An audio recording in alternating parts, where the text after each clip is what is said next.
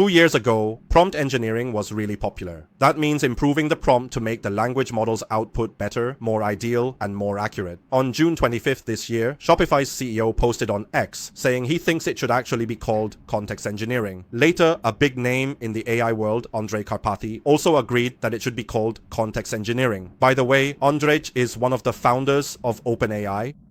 He also used to work at Tesla, developing self-driving technology. In this video, I'll explain the difference between prompt engineering and context engineering. To make it easier for everyone to understand, let's start with a demonstration. Right now, I'm going to use ChatGPT 5 in PO. After entering, I'll ask it what time it is now. Here's what it says. It says today is August 21st, which is correct. But the time it gives is a bit strange. It says it's 12:53, but right now it's actually 2:50 for me. Even if the time zone is different, there shouldn't be a 3-minute difference. So now I ask it again, what time is it in Singapore? You'll see that it uses the previous incorrect answer as a basis to convert the time for Singapore, and the result is wrong. It says it's 8:53 now, but in reality, it's actually 2:50 in the afternoon here. So I tried starting a new conversation and clicked clear, then asked it again, what time is it now? This time it only gave me the date and said that it actually can't get the local time. So I asked again, what time is it in Singapore now? It emphasized again that it can't see the actual time. Next, I tried asking the same question to DeepSeek. I asked it, what time is it now?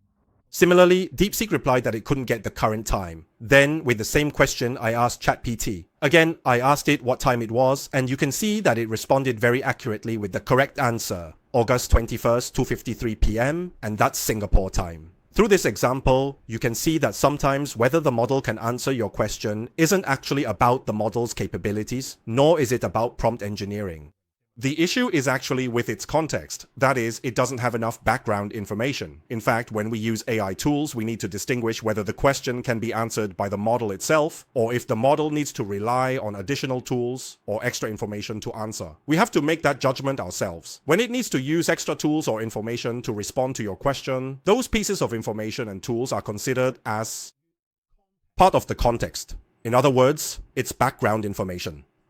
In the earlier example with Poe and DeepSeek, there's a high chance that DeepSeek didn't provide the model with the current date at all, so the model doesn't know what day it is today. That's because the nature of a language model is simply to predict the next word. On Poe's side, it seems like the date was provided, but not the time. So when I asked it what time it was, it kept responding with the date several times, and the time it gave was actually wrong. So, in Poe's case, the context it has only includes the date, not the time. Now, looking at ChatGPT, it's obvious that it has both the date and the time, and it also has memory. The biggest difference between ChatGPT and other tools is that the longer you talk to it, the more it knows about your background, because it has a memory storage function. It knows I live in Singapore, it knows I have companies in both Singapore and Hong Kong. So when I ask it what time it is, it can use its memory to find my background information.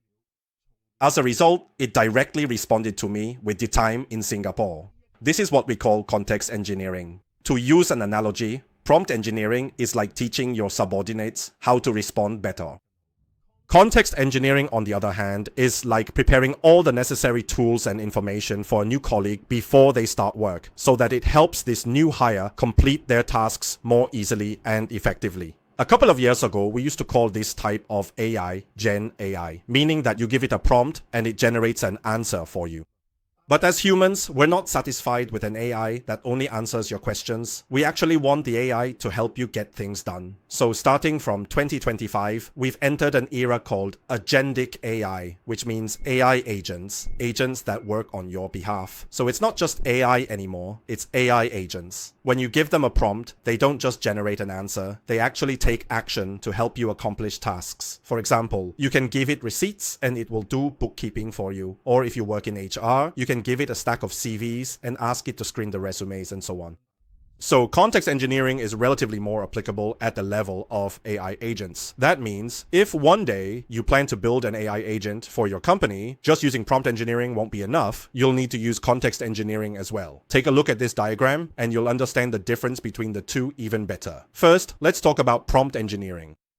There are a lot of different little tricks involved. For example, the most commonly mentioned and perhaps the most cliched one is called role assignment. That means, for instance, if you tell it, you are a US marketing expert, and assign it a role, its output will be much closer to that of an expert. Actually, this kind of prompt engineering was even more applicable to models from a year or two ago, because those models were a bit dumber. As models get smarter, the importance of prompt engineering will gradually decrease. Another one is called few-shot, which means giving it more examples so you can guide its output to be closer to the result you want. Then there's chain of thought, which has now evolved into reasoning models. Even if you don't know how to train a chain of thought, nowadays GPT-5 can already decide by itself when to use chain of thought. There are also some constraints. For example, if you're designing an AI customer service agent, you need to tell it that if a customer's question isn't related to the product, it shouldn't answer, and so on. These are all prompt engineering techniques, all focused on how to get better output from language models. Now, let's talk about context engineering. When we use LLM APIs, at the API level, there are actually two prompts. One is the system prompt, and the other is the user prompt. The user prompt is the input from the user. For example, if you're designing an AI customer service agent, the user prompt might be, "Hey, I received an item and it's broken." That's the user's question. The system prompt, on the other hand, would be something like, "You are a customer service representative for ABC Company. ABC Company is an online store that sells leather shoes. If a customer asks about the price, you need to enter the system," and so on. The system prompt is like an instruction you give to the customer service agent. You're teaching them how to do their job.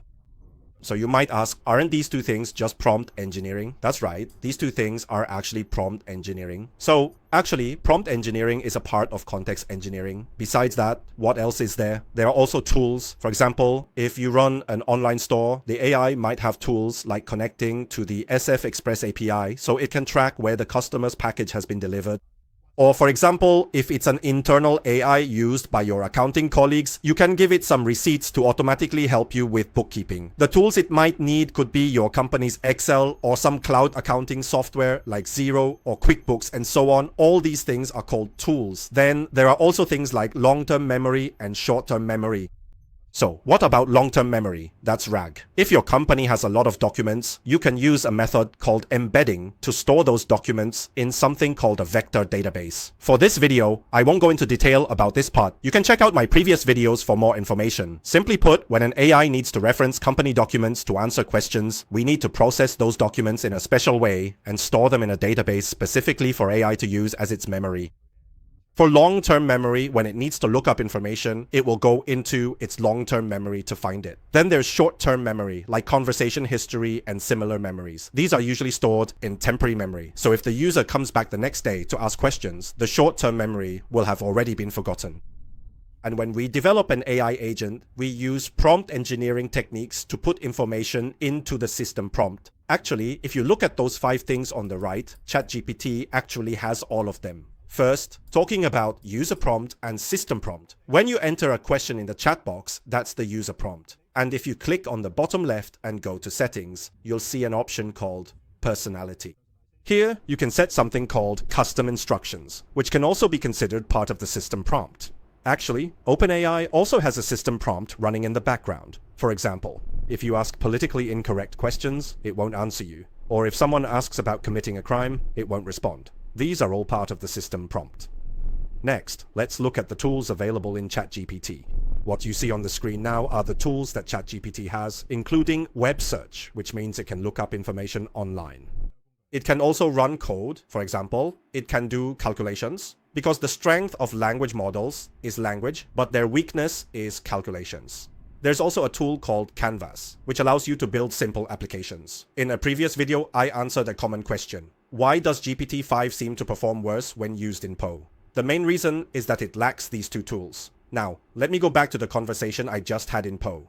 Earlier, I asked it, what time it is in Singapore. Now I asked it to go online and find out the current time in Singapore, and it replied to me saying, I don't have the ability to search the internet. That's because Poe doesn't provide this tool to it. So sometimes it's not that the model itself has a problem, nor is it an issue with prompt engineering, but rather that the model simply doesn't have the right tools to solve the problem. Next, let's talk about long-term memory and short-term memory. Actually, when you're using Poe like this, when you chat with it, that's considered short-term memory. If you just click the broom icon labeled Clear Context in the bottom left corner, you'll erase its short-term memory. So now, I'm going to click Clear.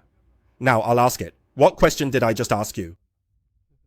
I ask it again. What question did I just ask? Here, you'll see that after clearing, it no longer remembers the previous conversation. This is what's called short-term memory. So, does Poe have long-term memory? No, it doesn't have long-term memory functionality. Now, let's look at the 7 GB side. Here, I tell it, help me remember that I just got a dog, it's a golden retriever, and its name is Bobo. Then I click send.